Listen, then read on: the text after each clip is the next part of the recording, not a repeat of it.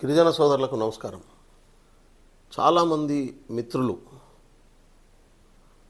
లంబాడి బంజారా సోదరులు, కోయ సోదరులు, గోండు సోదరులు, వివిధ తెగలకు సంబంధించినటువంటి గిరిజన ఆదివాసీ మిత్రులంతా ఫోన్ చేస్తూ ఉన్నారు.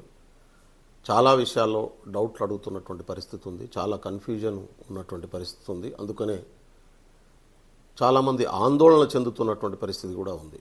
ప్రధానంగా బంజారా సోదరులకు, గిరిజన లంబాడి సోదరులు కొంత ఆందోళన చెందుతున్నటువంటి పరిస్థితి ఉంది. సుప్రీంకోర్టులో ఒక ఇద్దరు సోదరులు వేసినటువంటి కేసును సందర్భంగా ఎక్కడికక్కడ చాలామంది ఆందోళన చెందుతున్నటువంటి పరిస్థితి ఉంది. వాళ్ళందరికీ నేను ఒక విషయాన్ని స్పష్టత ఇవ్వదలుచుకున్నాను. గౌరవ ముఖ్యమంత్రి గారితో మేమంతా కలిసాం, మాట్లాడాం. కాంగ్రెస్ ప్రభుత్వం సమగ్రమైనటువంటి గిరిజనాభివృద్ధి కట్టుబడి ఉంది. వాళ్ళు ఏ తెగకు సంబంధించినటువంటి వాళ్ళైనా కానీ, ఆదివాసీ తెగలు ఉండొచ్చు, అందులో ప్రధానంగా ప్రిమిటివ్ ట్రైబల్స్, అదేవిధంగా సంచార తెగలకు సంబంధించినటువంటి మిత్రులు ఉండొచ్చు. వీళ్ళందరి సమగ్ర అభివృద్ధికి కాంగ్రెస్ ప్రభుత్వం కట్టుబడి ఉన్నది. గతంలో ఏరియా రిస్ట్రిక్షనల్ రిమూవల్ యాక్ట్ను తెచ్చి లంబాడి బంజారా సోదరులను తెలంగాణ ప్రాంతంలో ఎస్టీలలో ఎరుకల, యానాది, లంబాడి 3 తెగలను చేర్చినటువంటి విషయాన్ని కూడా కాంగ్రెస్ ప్రభుత్వమే. దాంతోపాటు భారత రాజ్యాంగాన్ని తీసుకొచ్చినటువంటిది కూడా కాంగ్రెస్ ప్రభుత్వమే. ఎస్టీ షెడ్యూల్డ్ ట్రైబ్స్ అనే కాన్సెప్ట్ను కూడా భారత రాజ్యాంగంలో తీసుకొచ్చింది కాంగ్రెస్ ప్రభుత్వమే. ఆ రాజ్యాంగం ద్వారా రాకముందు రాజుల కొడుకులు రాజులుంటే మొత్తం అధికారం అంతా రాజులు, అదేవిధంగా మంత్రుల దగ్గర ఉంటే అది ప్రజల పరం చేసింది కూడా కాంగ్రెస్ పార్టీనే. ఈ విషయం మీకు తెలియందేం కాదు. అందుకనే తెలంగాణ కాంగ్రెస్ ప్రభుత్వం రేవంత్ రెడ్డి గారి నాయకత్వంలో సమగ్రమైనటువంటి గిరిజనాభివృద్ధి కట్టుబడి ఉంది. ఇక్కడ ప్రతి గిరిజనుడికి, ప్రతి ఆదివాసీ బిడ్డకి, ప్రతి గోండు బిడ్డకి, ప్రతి పోలాం బిడ్డకి, ప్రతి నాయకపోడు బిడ్డకి, ప్రతి తోటి బిడ్డకి, ఇవాళ ప్రిమిటివ్ ట్రైబల్స్కి, పీవీటీజీస్కి 100% ఇండ్లు ఇవ్వాలనేటటువంటి నిర్ణయాన్ని రేవంత్ రెడ్డి గారి ప్రభుత్వం తీసుకొని ప్రతి ఇళ్ళు లేనటువంటి పేదలకు ఇది మొదటి దఫాలోనే ఇస్తున్నటువంటి విషయం మీకు తెలుసు. అందుకనే అన్ని తెగల అభివృద్ధికి కట్టుబడి ముందుకు పోతున్నటువంటి క్రమంలో గతంలో ఒకరిద్దరు వ్యక్తులు వేసినటువంటి కేసు ఇప్పుడు సుప్రీంకోర్టులో బెంచ్ మీదకి వచ్చింది. ఆ బెంచ్ మీదకి వచ్చినటువంటి కేసును అడ్డం పెట్టుకొని రాజకీయ ప్రయోజనాలు పొందాలనేటటువంటి పద్ధతుల్లో కొంతమంది వ్యక్తులు ప్రయత్నం చేస్తున్నటువంటి స్థితి కొనసాగుతుంది.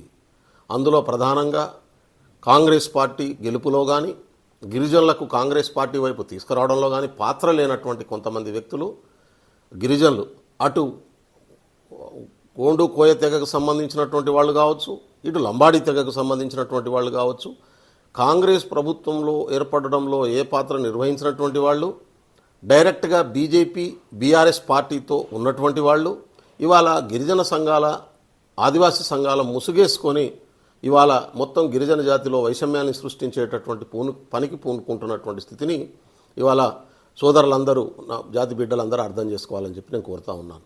వాళ్లకు ఇటు బంజారా అభివృద్ధి కానీ, అటు గోండ అభివృద్ధి కానీ, కోయ అభివృద్ధి కానీ లక్ష్యంగా కలిగి లేరు. వాళ్ళందరూ కూడా వ్యక్తిగత రాజకీయాల ప్రయోజనాల కోసం ఈ తెగల మధ్యన వైషమ్యాన్ని సృష్టించడం ద్వారా లబ్ధి పొందుదామనేటటువంటి కోణంతో ఉన్నటువంటి వాళ్ళు అనేటటువంటి విషయాన్ని మీరు దృష్టిలో పెట్టుకోవాలని చెప్పి నేను కోరుతా ఉన్నాను.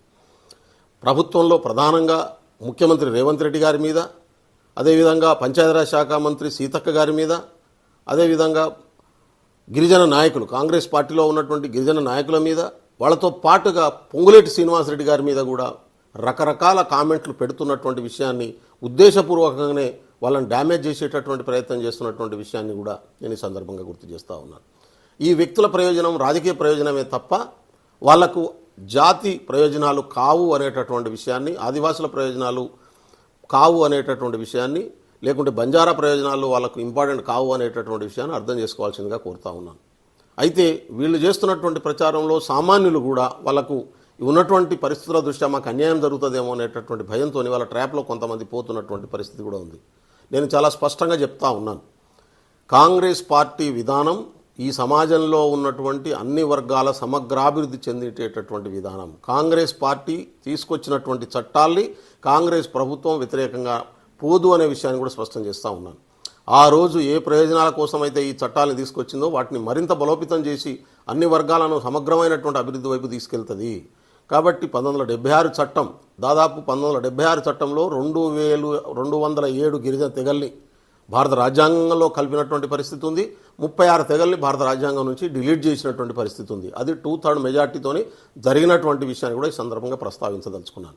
కాబట్టి తప్పుడు ప్రచారాలు చేసేటటువంటి ఒకరిద్దరు వ్యక్తులను దృష్టిలో పెట్టుకొని జాతుల మధ్యన వైషమ్యాన్ని సృష్టించి రాజకీయ లబ్ధి పొందుదామనే పార్టీ బీఆర్ఎస్ బీజేపీ పార్టీకి సంబంధించినటువంటి వ్యక్తులు, గిరిజన సంఘాల కొంతమంది ముసుగేసుకొని తగిలించుకొని చేస్తున్నటువంటి ఈ కుట్రలో సామాన్య ప్రజలు పడొద్దని చెప్పి, మేధావులు పడొద్దని చెప్పి, ఉద్యోగులు పడొద్దని చెప్పి, విద్యార్థులు పడొద్దని చెప్పి నేను కోరుతా ఉన్నాను.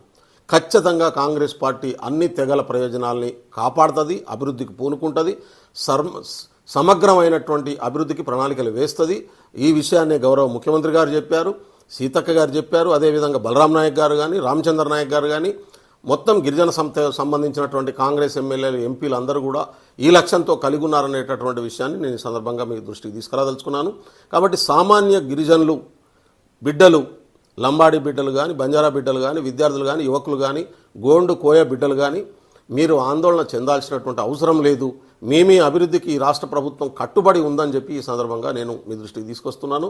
కాబట్టి రాజకీయ ప్రయోజనాల కోసం ఏ రోజు కూడా ఈ జాతుల ప్రయోజనాలను కాపాడనటువంటి బీఆర్ఎస్ కావచ్చు, బీజేపీ కావచ్చు. బీజేపీ అయితే రిజర్వేషన్లే తీసేసి బ్రాహ్మణీయ వ్యవస్థలో ఉన్నటువంటి 1% బ్రాహ్మణ పురుషుల ప్రయోజనాలని, ఆధిపత్య వర్గాల ప్రయోజనాలని కాపాడడమే ఎజెండాగా పెట్టుకున్నటువంటి పార్టీ.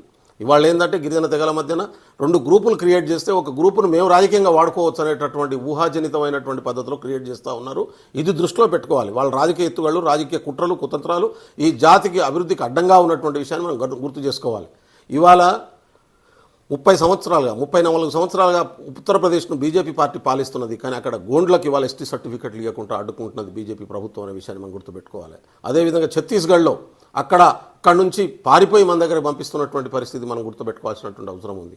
ఇవాళ బీజేపీ పాలిత రాష్ట్రాల్లో మొత్తం ఆదిమ జాతులకు సంబంధించినటువంటి చట్టాలని మీకు తెలుసు. మణిపూర్లో కూకీలకు, మైతేయులకు మధ్యన ఉద్దేశపూర్వకంగా గొడవ సృష్టించి ఈ 2 జాతులు కలవకుండా చేసి ఒకరినొకరు చంపుకునేటటువంటి పరిస్థితిని తీసుకొచ్చి ఇవాళ నగ్నంగా మన కూకీ జాతి ఆడబిడ్డల్ని ఊరేగించినటువంటి సందర్భాన్ని కూడా మనం దృష్టిలో పెట్టుకోవాల్సినటువంటి అవసరం ఉంది.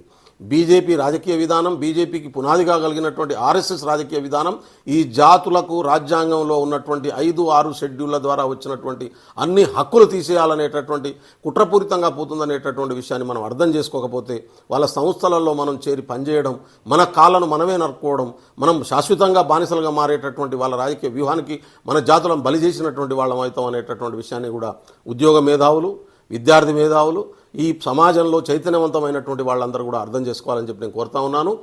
తెగల మధ్యన ఎక్కడన్నా సమస్యలు మనకుంటే కూర్చొని మాట్లాడుకొని పరిష్కరించుకొని సామరస్యపూర్వకంగా ఈ జాతుల్ని, అన్ని జాతుల్ని, మనం పుట్టినటువంటి ప్రతి జాతిని, అది లంబాడి జాతి కావచ్చు, గోండు జాతి కావచ్చు, కోయ జాతి కావచ్చు, అన్ని తెగలను వారి వారి సామాజిక పరిస్థితులను ఇచ్చి వాళ్ళకు అవసరం అనుకుంటే ఒక మెట్టు ఎక్కువ చేయితనిప్పించి ప్రభుత్వం నుంచి సమగ్రమైనటువంటి అభివృద్ధికి ముందుకు తీసుకెళ్లేటటువంటి ప్రయత్నం చేద్దామని చెప్పి ఈ సందర్భంగా 2 చేతులు జోడించి నమస్కరిస్తూ కోరుతా ఉన్నాను. దయచేసి ఒకరినొకరు తిట్టుకొని రోడ్ల మీదకి వచ్చి మన విలువల్ని తగ్గించుకునేటటువంటి ప్రయత్నం చేయొద్దు. ఇప్పటికే ఆర్ఎస్ఎస్ బీజేపీ తండాల్లో, గూడాల్లో ప్రవేశించి బ్రాహ్మణీయ భావజాలాన్ని మనలో నింపి ఇవాళ ఆధిపత్య వర్గాలకు బానిసలుగా మార్చేటటువంటి కుట్రలను చేస్తున్నటువంటి విషయం మీకు తెలిసిందే. మన దేవతల ప్లేస్లో బ్రాహ్మణ దేవతలను తీసుకొచ్చి మన సంస్కృతిని విధ్వంసం చేస్తున్నటువంటి విషయం మీకు తెలుసు. మన పండుగలు పక్కకు పోతున్నాయి. వాళ్ళ పండుగలు, మన తెగలకు సంబంధం లేని పండుగలు, మన తెగలకు సంబంధం లేని ఆచార వ్యవహారాలు వీరి ద్వారా మన గూడాల్లో, మన తండాల్లో ప్రవేశిస్తున్నాయి. తద్వారా మనం శాశ్వతంగా కల్చరల్ బానిసలుగా మారేటటువంటి పరిస్థితి ఉత్పన్నమవుతుందనే విషయం మీ అందరికీ తెలుసు.